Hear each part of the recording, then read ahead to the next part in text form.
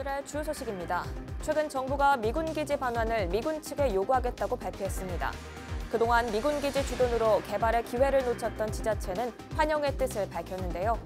하지만 정작 중요한 환경 정화 대책은 빠져 있어 기지 이전이 쉽게 이뤄질지는 두고 봐야 할 것으로 보입니다.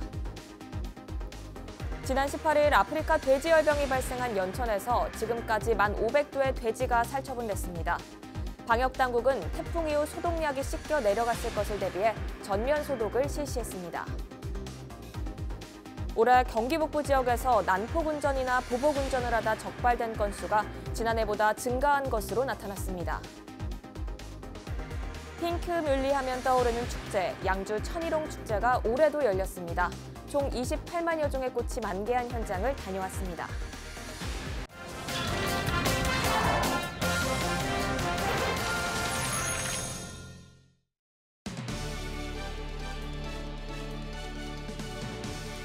여러분 안녕하십니까? 헬로티비 뉴스 나라입니다. 오늘의 첫 소식입니다. 최근 정부가 미군 기지 반환을 미군 측에 요구하겠다고 발표했습니다. 그동안 미군 기지 주둔으로 개발의 기회를 놓쳤던 지자체는 환영의 뜻을 밝혔는데요. 하지만 정작 중요한 환경 정화 대책은 쏙 빠져 있어 실제 기지 반환이 이뤄질지는 좀 더 두고 봐야겠습니다. 이지훈 기자입니다. 지난 60여 년간 미군이 주둔했던 의정부 캠프 잭슨입니다. 도심 한가운데 알짜배기 자리에 위치해 있습니다. 지난해 병력이 모두 철수해 기지가 폐쇄됐지만 기지 반환 논의는 시작도 못했습니다. 관할 지자체가 수립한 기지 개발 계획도 서랍 속에 잠들어 있습니다. 개발 계획 차질은 물론 지역 공동화로 주변 경제에 부정적인 영향 등 다양한 문제를 야기하고 있습니다. 한미 양국은 지난 2004년 전국 80개 미군 기지를 우리 정부로 반환하기로 합의했습니다. 하지만 15년이 지난 현재 이 중 26개 기지는 여전히 돌려받지 못하고 있습니다. 최근 정부는 이들 미군 기지 반환을 추진하겠다고 밝혔습니다. 이에 주한미군은 이미 폐쇄된 15개 기지는 한국 측에 즉각 반환할 수 있다고 밝혔습니다. 미군 기지가 있는 지자체는 이 같은 입장 발표를 환영한다고 밝혔습니다.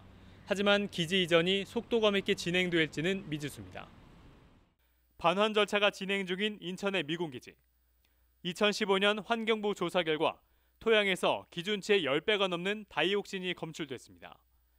기지 인근 지하수에서도 다량의 발암 물질이 나왔습니다. 주한미군 토양오염 책임져라! 우리 정부가 추산한 정화 비용은 약 770억여 원. 국방부는 우리 정부가 정화를 먼저 하고 미군 측에 정화 비용을 청구하겠다는 계획이지만 정작 미군 측에는 명확한 답을 듣지 못했습니다. 기지 내 환경 오염 문제에 대한 정화 비용 문제와 책임에 대해서 한미 간의 이견이 꽤 있고 그것이 접근이 잘 안 되고 있기 때문에 주한미군 지휘협정 소파 규정상 미군 측에 정화 책임을 묻기도 쉽지 않습니다. 미군에 의해 야기된 급박하고 실질적인 위험에 해당하는 경우에는 미측이 정화를 하도록 규정을 하고 있는데 이 부분에 대해서 한미 간의 이견이 조금 지속되고 있습니다. 이 때문에 지금껏 반환 미군 기지 정화에 들어간 돈 2천억 원 중 미군 측이 부담한 비용은 한 푼도 없습니다. 주한 미군 기지 반환이 산 넘어 산일 것이라는 관측이 나오는 이유입니다. 헬로티비 뉴스 이지훈입니다. 지난 18일 아프리카 돼지열병이 발생한 연천에서 지금까지 1,500도의 돼지가 살처분됐습니다. 연천군은 발생 농가뿐만 아니라 예방적 차원에서 2개 농가의 돼지 5,768두도 살처분했다고 밝혔습니다. 살처분 작업은 18일에 시작돼 5일이 지난 22일 모두 마무리됐습니다. 연천군은 태풍 타파가 지나간 이후 소독약이 씻겨 내려갔을 것을 대비해 전 농가를 대상으로 소독 작업을 지속 실시할 계획입니다. 태풍 타파로 인한 아프리카 돼지열병 확산 우려로 포천시가 집중 방역을 실시합니다. 박윤구 포천시장은 지난 22일 시 재난안전대책본부에서 방역에 투입될 인력과 소독 차량 등을 사전에 준비할 것을 지시했습니다. 포천 지역은 양돈농가 진입로에 통제초소 102개를 설치하는 등 돼지열병 방역 체계를 가동 중입니다. 경기도가 아프리카 돼지열병이 발생한 파주와 연천 지역 양돈 농가와 역학 관계가 있는 돼지 농장을 대상으로 혈청 검사를 실시한 결과 이상이 없는 것으로 나왔다고 밝혔습니다. 경기도 축산방역당국은 파주 91개 농가와 연천 79개 농가 등 아프리카 돼지열병 발생 농장과 관계 있는 221개 농장 7천여 마리에 대한 혈청 검사를 실시한 결과 모두 이상이 없는 것으로 조사됐다고 전했습니다.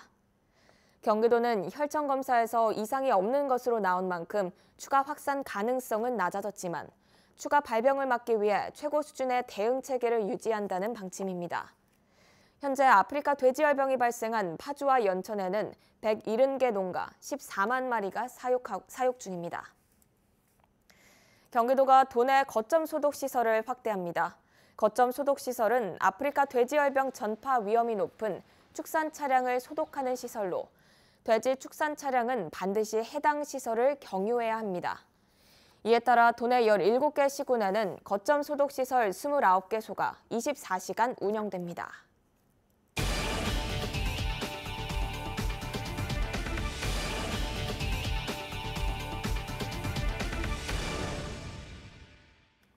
올해 경기 북부 지역에서 난폭운전이나 보복운전을 하다 적발된 건수가 지난해보다 증가한 것으로 나타났습니다.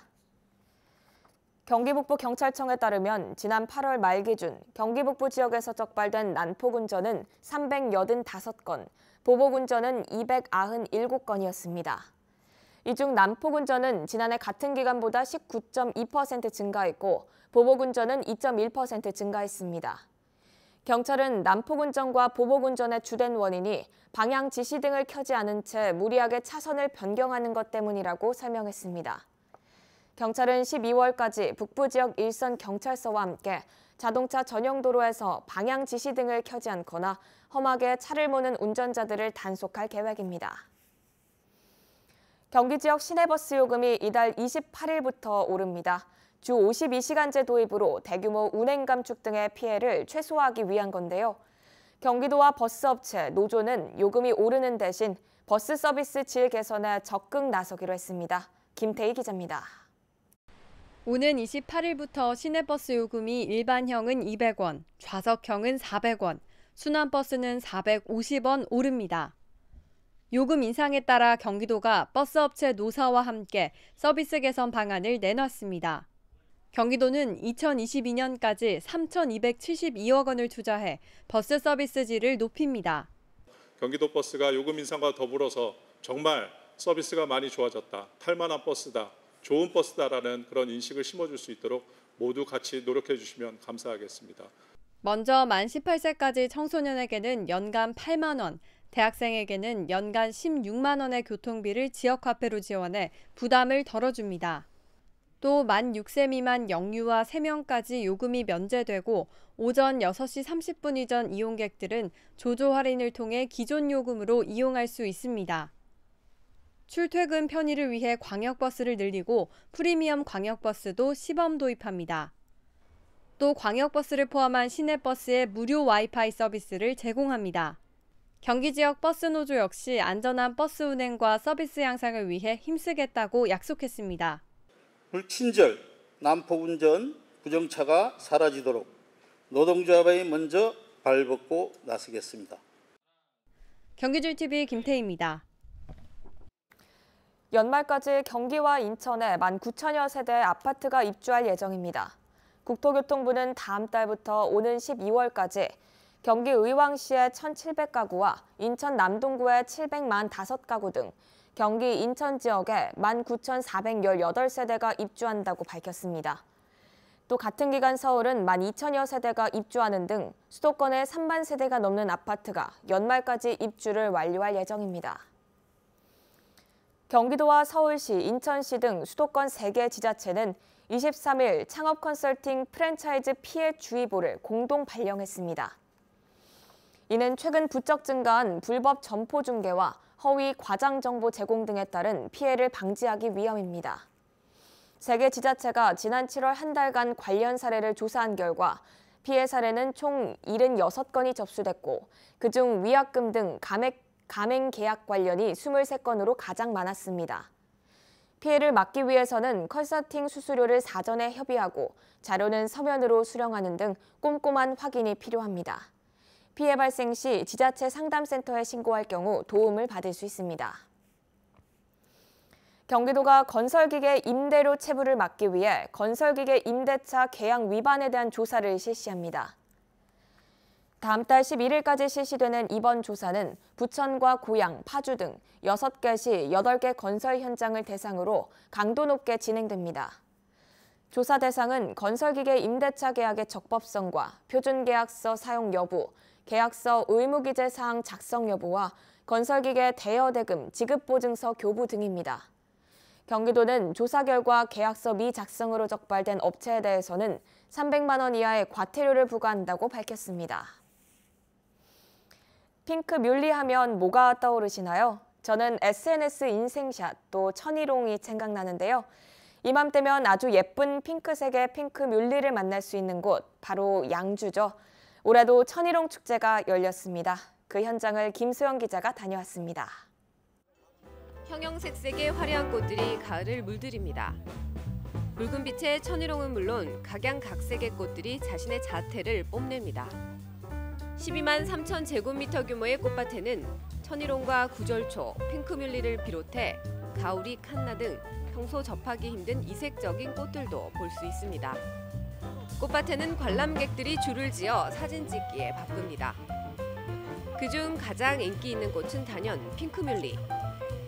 핑크뮬리 군락지는 발 디딜 틈이 없을 정도로 사람들의 발길이 이어집니다. 연신 카메라 셔터를 눌러대고 핑크빛 물결에 감탄사를 내뱉습니다. 너무 예쁘고 막 핑크색 안개가 낀 것 같고 구름 위에 있는 것 같고 그래서 처음 느끼는 감정이라 너무 막 설레고 기분이 좋아요. 다른 꽃보다 좀 더 만화 같고 약간 그림에서만 보던 것 같고 막 그런 것 같아요. 노을 같아요. 멀리서 보면은. 2019 양주 천만송이 천일홍 축제가 올해도 어김없이 열렸습니다. 21일과 22일 이틀 동안 펼쳐진 축제에는 꽃뿐만 아니라 다양한 체험 프로그램도 마련됐습니다. 메인 무대에서는 공연과 노래자랑도 펼쳐졌습니다. 행사 기간에는 40여 종의 유등과 간접 조명 등을 설치해 화려하고 멋진 야경도 만나볼 수 있게 했습니다. 올해도 어김없이 꽃도 보고 음악도 듣고 체험도 할 수 있는 다양한 프로그램들이 관람객들의 눈과 귀를 사로잡았습니다. 이곳 나리농원에서 열리는 천일홍 축제는 다음 달 말일까지 계속됩니다. 깊어가는 가을, 가족, 연인, 친구와 함께 아름다운 추억 만들어 보시는 건 어떨까요? 헬로티비 뉴스 김소영입니다.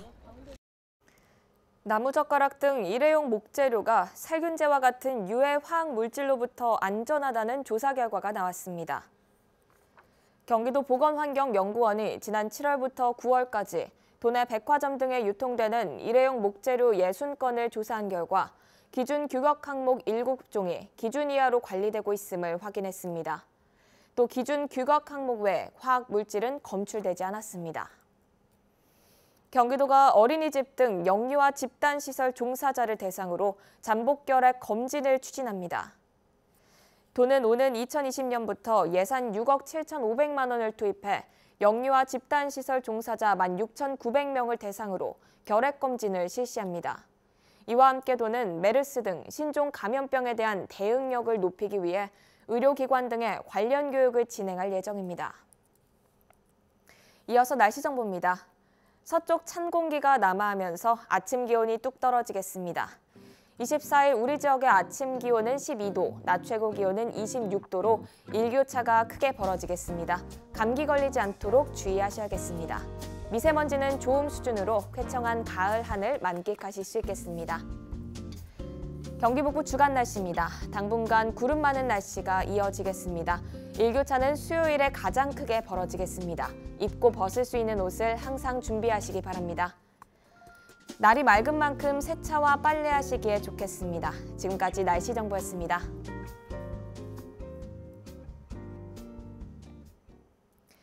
이상으로 뉴스를 마칩니다. 저희는 언제나 지역 주민 여러분 곁에 있겠습니다. 함께해 주신 여러분 고맙습니다.